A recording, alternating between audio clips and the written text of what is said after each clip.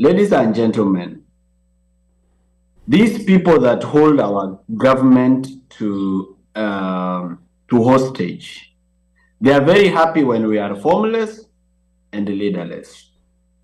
They are happy because then it means we don't pose a threat. By they don't mind being on the media and they don't mind being corrupt. They are used to it. The other easier one is political reorganization. This Gen Z wave should not be left to just be some other ordinary protest. It should change the country. Let me assure the people who are watching today from the diaspora and everywhere that the country is in a state of tension. This Kenya is vile mnaona hivi. I said it on JKL, I'll say it here again. It is the calm before a storm. There's a lot of tension in Kenya.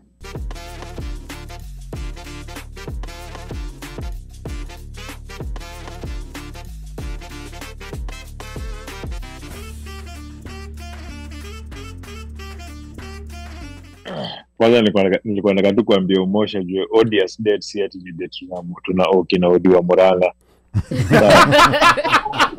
Yani hapo tumeelewana. Tumeelewana. Ni vizuri umueleze hizi vitu ajue. Sikujua hapo odious anafia ni maodi kizao. Si maodi. Sikujua wewe na Malkiat ni marafiki. Endelea. Si odi bet. Si odi bet. Si odi bet. But anyway, for me, Morara, it's something that you said earlier on. You said that remaining faceless, tribeless, fearless, everything is what they want us to be. And you have to rebrand, and you are looking at rebranding into a youth leader.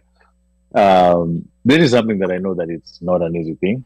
Most people might be seeing the delivery and the funny delivery and how good you are at it, but they don't know what you put into it.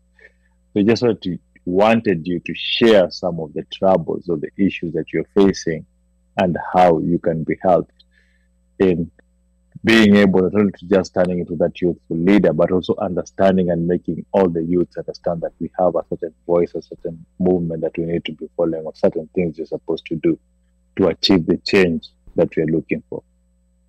All right, so let's go to political organization. Now, ladies and gentlemen, these people that hold our government to hostage, they are very happy when we are formless and leaderless. They are happy because then it means we don't pose a threat. By they don't mind being on the media and they don't mind being corrupt. They are used to it. They've accepted it as their title. So when you say William Ruto is corrupt, you are not hurting his feelings. He already knows he's corrupt. He's been called that for the last 30 years. And he's just fine with it. And many more people, when you say they are corrupt, they've stolen public funds, they know it's true. They are not in denial. They are in silent approval. And they don't mind. They are actually used now to being called so, and they are comfortable with the title. They've lost their conscience. So they don't care what you call them. The only thing that can affect these people is if you target their money and their power. Those two things will have them stay in the toilet every day for the next 1 week, 2 weeks, 1 month, years. Those people, they'll take dawa za pressure na dawa za they will be over the wataumia mbaya sana. If you target their power and if you target their money, hizo ndizo zile vitu mbili they can kill their wife for. These are people who can actually kill their own family, by the way. So those people, if you touch those two things, mtakuwa mmewaguza. So what we should be asking ourselves is, how do we touch their money and how do we touch their power? Kitu ya kwanza tujue their money is abroad. So the only way to touch that money is to identify it and kuimulika na torch. See, it's hidden in a dark corner. The solution to a dark corner inakuanga nini? A very bright torch. If we can identify land, the land that Ruto owns in Australia, that farm that he bought, and even find the land company that did the transaction, and even find the proxy company that he's using to own the land, and even dig its owners, of which hiyo ni kazi inachukua time na inachukua resources. But if you can find that information, that means you've smoked them out of where they are hiding their money. The other easier one is political reorganization. This Gen Z wave should not be left to just be some other ordinary protest. It should change the country. Let me assure the people who are watching today from the diaspora and everywhere that the country is in a state of tension. This Kenya hii saa hii vile mnaona hivi. I said it on JKL, I'll say it here again. It is the calm before a storm. There's a lot of tension in Kenya. And can I just give you one indicator of that tension? For you to know that there's tension in Kenya, look at the music and creative industry. Ni mwanamuziki mgani saa hii ametoa hit song na ilikuwa tu hii mambo wanaimbanga ya upuzi, mapenzi, breakups, drugs, gangs and clout and I don't know parties. Nani ameimba hit song saa hii? Hakuna. I mean lately hakuna mtu ametoa hit song hata moja. Yeah. All artists wako chini ya maji.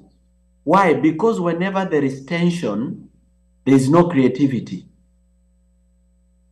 People don't want to hear those songs. People want to hear about bad governance and corruption because that is the mood of the nation. A comedian called, a content creator called Crazy Kenyan. Oh yeah. Created recently. The video on Instagram has 47 million views. Okay. The guy is almost becoming Michael Jackson. Somebody who is in France sent us that video. It's been translated into French. People are watching it in France.